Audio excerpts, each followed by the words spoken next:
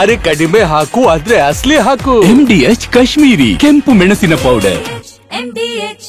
ಬಸವ ಜಯ ಮೃತ್ಯುಂಜಯ ಸ್ವಾಮೀಜಿಯನ್ನ ಉಚ್ಚಾಟನೆ ಮಾಡಿ ಆದೇಶವನ್ನ ಹೊರಡಿಸಲಾಗಿದೆ. ಪಂಚಮಸಾಲಿ ಪೀಠದಿಂದ ಸ್ವಾಮೀಜಿಯನ್ನೇ ಉಚ್ಚಾಟನೆ ಮಾಡಲಾಗಿದೆ. ಪೀಠಾಧ್ಯಕ್ಷರಾಗಿದ್ದಂತಹ ಸ್ವಾಮೀಜಿಯನ್ನ ಉಚ್ಚಾಟನೆ ಮಾಡಲಾಗಿದೆ. ಕೂಡಲ ಸಂಗಮ ಪಂಚಮಸಾಲಿ ಪೀಠದಲ್ಲಿ ಈ ನಿರ್ಣಯವನ್ನ ತೆಗೆದುಕೊಳ್ಳಲಾಗಿದೆ. ಕೂಡಲ ಸಂಗಮ ಪಂಚಮಸಾಲಿ ಪೀಠಾಧ್ಯಕ್ಷ ಸ್ಥಾನದಿಂದ ಅವ್ರನ್ನ ಉಚ್ಚಾಟನೆ ಮಾಡಲಾಗಿದೆ. ಪಂಚಮಸಾಲಿ ಪೀಠಾಧ್ಯಕ್ಷ ಸ್ಥಾನದಿಂದ ಉಚ್ಚಾಟನೆ ಮಾಡಲಾಗಿರುವಂತದ್ದು ಟ್ರಸ್ಟ್ನ ಕಾರ್ಯಕಾರಿಣಿ ಮೀಟಿಂಗ್ ನಲ್ಲಿ ಇವತ್ತು ಈ ನಿರ್ಧಾರವನ್ನ ತೆಗೆದುಕೊಳ್ಳಲಾಗಿದೆ. ಇನ್ನು ಇವತ್ತಿನ ಸಭೆಯಲ್ಲಿ ಟ್ರಸ್ಟ್ನ ಅಧ್ಯಕ್ಷರು ಸದಸ್ಯರ ಸಭೆಯಲ್ಲಿ ಈ ನಿರ್ಧಾರವನ್ನ ತೆಗೆದುಕೊಳ್ಳಲಾಗಿದೆ. ಇವರೆಲ್ಲರೂ ಕೂಡ ಭಾಗಿಯಾಗಿದ್ರು. ನೀಲಕಂಠ ಅಸೂಟಿಯಿಂದ ಉಚ್ಚಾಟನೆಯನ್ನ ಘೋಷಣೆ ಮಾಡಲಾಯಿತು. ಅಂದ್ರೆ ಸಭೆಯಲ್ಲಿ ನಿರ್ಧಾರವನ್ನ ತೆಗೆದುಕೊಳ್ಳಲಾಯಿತು. ಅದಾದ ನಂತರ ನೀಲಕಂಠಿ ಅಸೂಟಿಯಿಂದ ಈ ಒಂದು ಉಚ್ಚಾಟನೆಯನ್ನ ಘೋಷಣೆ ಮಾಡಲಾಗಿದೆ. ಕೂಡಲ ಸಂಗಮ ಪಂಚಮಸಾಲಿ ಟ್ರಸ್ಟ್ನ ಅಧ್ಯಕ್ಷರಿವರು. ಇನ್ನು ವಿಜಯಾನಂದ ಕಾಶ್ಯಪ್ಪನವರ್, ನೀಲಕಂಠ ಅಸೂಟಿ ಸೇರಿದಂತೆ ಟ್ರಸ್ಟ್ನ ಸದಸ್ಯರು ಇವತ್ತು ಸಭೆಯನ್ನ ನಡೆಸಿದ್ರು. ಸ್ವಾಮೀಜಿಯ ವಿರುದ್ಧ ಈ ನಿರ್ಣಯವನ್ನ ತೆಗೆದುಕೊಂಡಿದ್ದಾರೆ. ಹಲವು ಆರೋಪಗಳನ್ನ ಕೂಡ ಮಾಡ್ತಾ ಇದ್ದಾರೆ.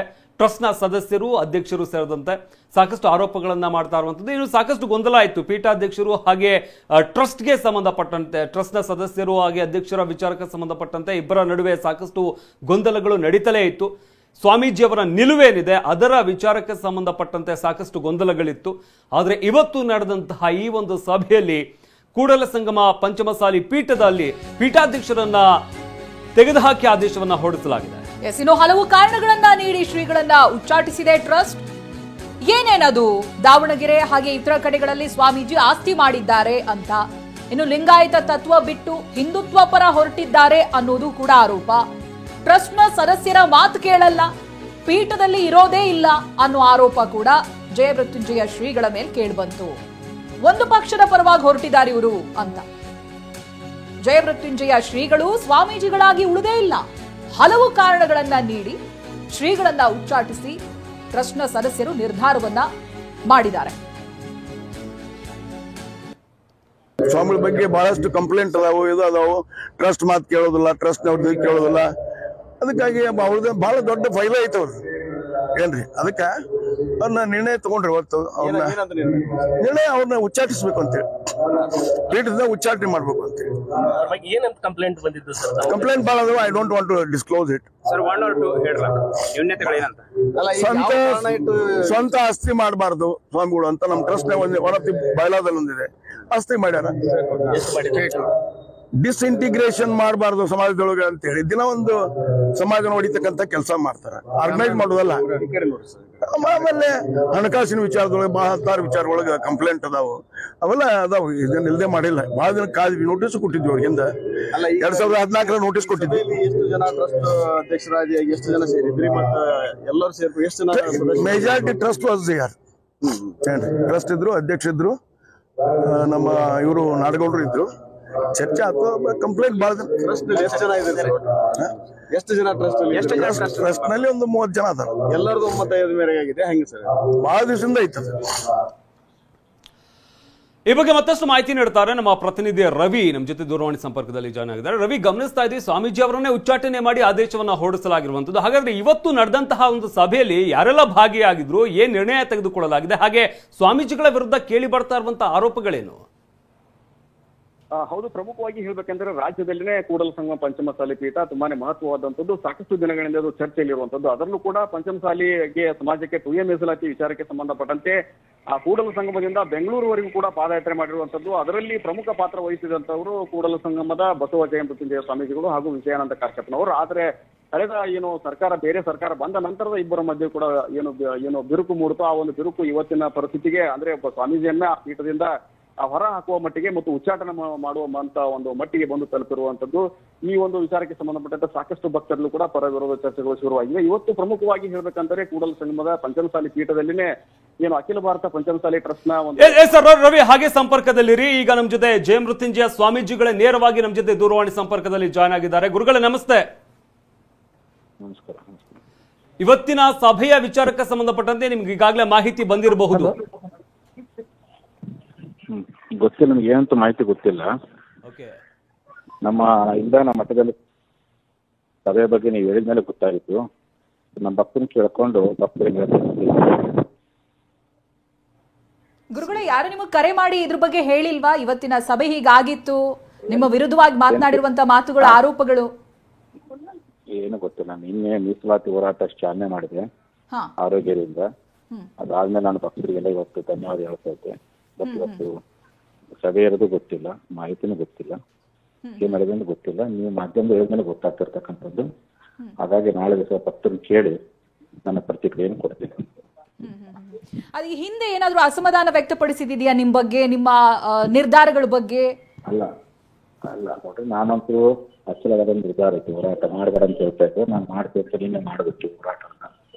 ಹಾಗಾಗಿ ಕೆಲವರಿಗೆ ಅಸಮಾಧಾನ ಇರ್ಬೋದು ಕಾಣುತ್ತೆ, ನೆಪ ಇರ್ಬೋದು ಕಾಣುತ್ತೆ.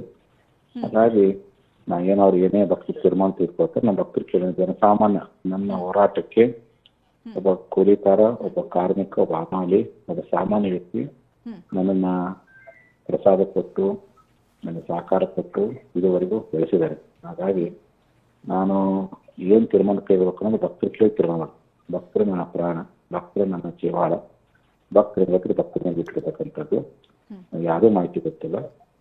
ಓಕೆ ಗುರುಗಳ, ಆರೋಪದ ಬಗ್ಗೆ ಏನು ಗೊತ್ತಿಲ್ಲ ಅಂತ ಹೇಳ್ತಿದ್ರಿ. ಕೆಲ ಆರೋಪವನ್ನು ನಾನು ಹೇಳ್ತೀನಿ. ನಮಗ್ ಬಂದಿರುವಂತ ಸುದ್ದಿ, ದಾವಣಗೆರೆ ಹಾಗೆ ಇತರ ಕಡೆಗಳಲ್ಲಿ ಸ್ವಾಮೀಜಿ ಆಸ್ತಿ ಮಾಡಿದ್ದಾರೆ ಅಂತ, ಇದ್ರ ಬಗ್ಗೆ ಅಲ್ಲ. ನಾನು ಇವತ್ತಿನವರೆಗೂ ನನ್ನ ವೈಯಕ್ತಿಕತೆಯಲ್ಲಿ ಭಕ್ತರು ಕೊಟ್ಟಿರ್ತಕ್ಕಂಥ ದಾನದ ಆಸ್ತಿ, ಅದು ಭಕ್ತರು ತಾವೇ ಕೊಟ್ಟಿದ್ರೆ ಎಲ್ಲಿ ನಮ್ಮ ವೈಯಕ್ತಿಕ ವಯಸ್ಸಲ್ಲಿ ಆಸ್ತಿ ಇಲ್ಲ. ಸತ್ಯ ಪೂರ್ವವಾಗಿರ್ತಕ್ಕಂಥದ್ದು. ಏನೇ ಮಾಡಿ ಭಕ್ತರಿಗೆ ಹತ್ರ ಕೇಳ್ಬೇಕು. ಭಕ್ತರು ದಾನವಾಗಿ ಕೊಟ್ಟಿರುವಂತ ಆಸ್ತಿಯನ್ನ ನೀವು ಹೊಂದಿದ್ದೀರಿ ಅಂತ ಹೇಳ್ತಾ ಇದ್ದೀರಿ ಗುರುಗಳೇ? ಅಲ್ಲ, ಅವರಾಗಿ ಕೊಟ್ಟಿದ್ದು ಆಸ್ತಿ ಅದೇ ತಂದೆ ಐತಿ, ಅಲ್ಲಿ ಏನೂ ಮಾಡಿಲ್ಲ. ಆ ಕಾರಣಕ್ಕೆ ಎಲ್ಲ ಸತ್ಯ ದೂರವಾಗಿರ್ತಕ್ಕಂಥದ್ದು. ನಾಳೆ ನಾವು ಭಕ್ತರು ಸಪ್ರೇಟ್ ಕರೆದು ನಾವು ಚರ್ಚೆ ಮಾಡಿ ಅಲ್ಲ ಗುರುಗಳೇ, ಈ ಹಿಂದೆನೆ ಈ ವಿಚಾರಕ್ಕೆ ಸಂಬಂಧಪಟ್ಟಂತೆ ನಿಮ್ಗೆ ಈಗಾಗಲೇ ನೋಟಿಸ್ ಕೂಡ ಕೊಟ್ಟಿದ್ವಿ ಅಂತ ಹೇಳ್ತಾ ಇದ್ದಾರೆ. ಆ ರೀತಿಯಾಗಿ ನೋಟಿಸ್ ಬಂದಿತ್ತಾ ನಿಮ್ಗೆ? ನಮ್ಗೆ ಯಾವ್ದು ನೋಟಿಸ್ ಬಂದಿಲ್ಲ ನಮ್ಗೆ ಇದುವರೆಗೂ. 2014 ಗುರುಗಳಿಗೆ ನೋಟಿಸ್ ಕೊಟ್ಟಿದ್ವಿ, ಈ ರೀತಿಯಾಗಿ ಆಸ್ತಿ ಮಾಡ್ತಾ ಇದ್ದಾರೆ ಅಥವಾ ಬೇರೆ ಬೇರೆ ವಿಚಾರಗಳಿಗೆ ಸಂಬಂಧಪಟ್ಟಂತೆ ಏನು ಆರೋಪಗಳು ಕೇಳಿ ಬರ್ತಾ ಇದೆ, ಅದಕ್ಕೆ ನೋಟಿಸ್ ಕೊಟ್ಟಿದ್ವಿ ಅಂತ. ನಮ್ಗೆ ಯಾವ್ದು ನೋಟಿಸ್ ಕೊಟ್ಟಿಲ್ಲ. ನನಗೆ ನೋಟಿಸ್ ಕೊಡೋ ಅಧಿಕಾರ ದೇವರಿಗೆ ಕೊಟ್ಟರೆ ಯಾರೂ ಇಲ್ಲ. ನನಗೆ ಯಾವ್ದು ಸಹ ದೇವರೊಳಗೆ ಯಾಕಂದ್ರೆ ಯಾರು ನೋಟಿಸ್ ಕೊಡಬಾರ್ದು. ನೋಟಿಸ್ ಕೊಡೋ ಅಧಿಕಾರ ಭಗವಂತರಿಗೆ ಕೊಟ್ಟರೆ ಯಾರಿಗೆ ಇಲ್ಲ. ಇವತ್ತು ಸಭೆ ನಡೀತಲ್ಲ, ಇವತ್ತಿನ ಸಭೆಗೆ ನಿಮ್ಮನ್ನು ಆಹ್ವಾನಿಸಿರ್ಲಿಲ್ವಾ ಅಥವಾ ಸಭೆ ಬಗ್ಗೆ ಮಾಹಿತಿನೇ ಗೊತ್ತಿಲ್ವಾ ನಿಮ್ಗೆ ಹೇಗೆ ಅಂತ? ನನ್ನ ಮಾಹಿತಿನೇ ಗೊತ್ತಿಲ್ಲ. ಸಭೆ ಆಗಿರೋದೇ ನಿಮಗೆ ಗೊತ್ತಿಲ್ಲ. ನಾನು ಇಲ್ಲೇ ಮಠದ ಇದ್ದಾಗ ಸಭೆ ಮಾಡಿದ್ದಾರೆ. ಅವ್ರು ಏನ್ ಮಾಡಿ ಮಾಡ್ಕೊಳ್ಳಿ, ಭಕ್ತರು ಕೇಳಕ್ತಿರ ಮಾಡ್ತಾರೆ. ಓಕೆ, ಇದು ಆಸ್ತಿ ವಿಚಾರವಾಗಿ ಆಯ್ತು ಗುರುಗಳೇ. ಇನ್ನೊಂದು ಆರೋಪ ಇದೆ ನಿಮ್ಮ ಮೇಲೆ, ಲಿಂಗಾಯತ ತತ್ವವನ್ನೇ ಬಿಟ್ಟು ಹಿಂದುತ್ವದ ಪರ ಹೊರಟಿದ್ದಾರೆ ಇವರು ಅಂತ. ಎಲ್ಲಾ ಹಿಂದುತ್ವ ಮತ್ತು ಲಿಂಗಾಯತ್ವ ಬೇರೆ ಬೇರೆ ಅಲ್ಲ. ಹಿಂದುತ್ವದ ಒಳಗಿರ್ತಕ್ಕಂಥ ಅಸಮಾನತೆ ನಿವಾರಿಸಿ ಲಿಂಗಾಯತ ಕೊಟ್ಟಿರ್ತಕ್ಕಂಥದ್ದು ಒಂದಕ್ಕೊಂದು ಪೂರವಿರ್ತಕ್ಕಂಥ. ನಾವು ಸೈದ್ಧಾಂತಿಕ ಭಿನ್ನತ್ವ ಎಲ್ಲಾ ಸಮಾಜದಲ್ಲಿ ಐತಿ. ನಾನು ಸೈದ್ಧಾಂತಿಕ ಭಿನ್ನತ್ವ ಇರತಕ್ಕಂಥ ಬದಿಗಟ್ಟಿ ಸಮಾಜನ ಉದ್ದೇಶ ಇಟ್ಕೊಂಡು ಸಂಘಟನೆ ಮಾಡ್ತೇವೆ. ಕೆಲವು ಕಣ್ಣಿಗೆ ಅದು ತಪ್ಪಾಗಿ ಕಂಡಿರ್ಬೋದು. ನನ್ನ ಉದ್ದೇಶ ನಿಮ್ಮ ಸಮಾಜ ಮುಖ್ಯ. ಸೈದ್ಧಾಂತಿಕ ಭಿನ್ನತ್ವಗಳು ಎಲ್ಲಾ ಸಮಾಜದಲ್ಲಿ ಎಲ್ಲ ಕದಲಿದೆ. ಹಾಗೆ ಅವ್ರ ಮೂಗಿ ಮೇರಕ್ಕೇ ಜನರು ಇರಬೇಕು ಅನ್ನೋದು ಸರಿಯಾದ. ಈ ಸಾಮಾನ್ಯ ಏನ್ ಬೇಕು ಅದಷ್ಟೇ ಮುಖ್ಯ, ಅದಷ್ಟೇ ತೆಗಿತೇನೆ.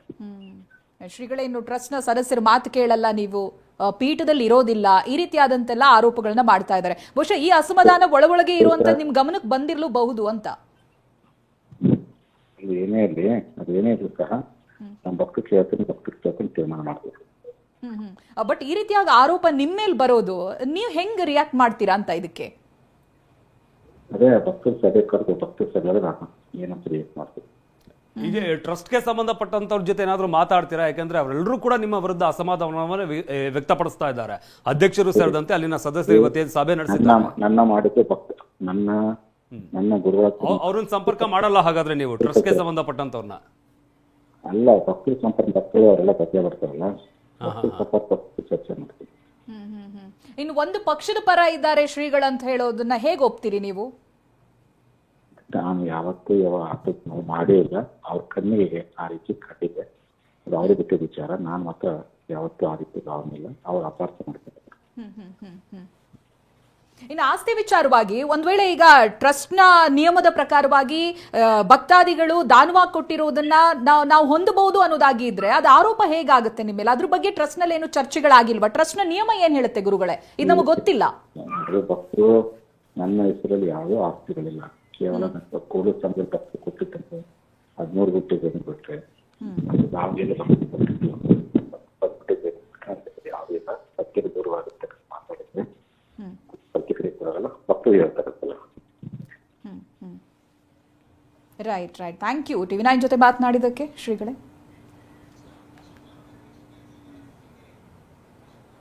MDH ನ ಕಿಚನ್ ಅಲ್ಲಿದ್ರೆ ನಾವು ಎಲ್ಲವನ್ನು ಮಾಡಬಹುದು. ಬೆಂಗನ್ ಕಾ ಬರ್ತಾ, ಆಲೂ ಗೋಬಿ, ಭಿಂಡಿ ಮಸಾಲಾ, ಇನ್ನೂ ಬಹಳಷ್ಟು. MDH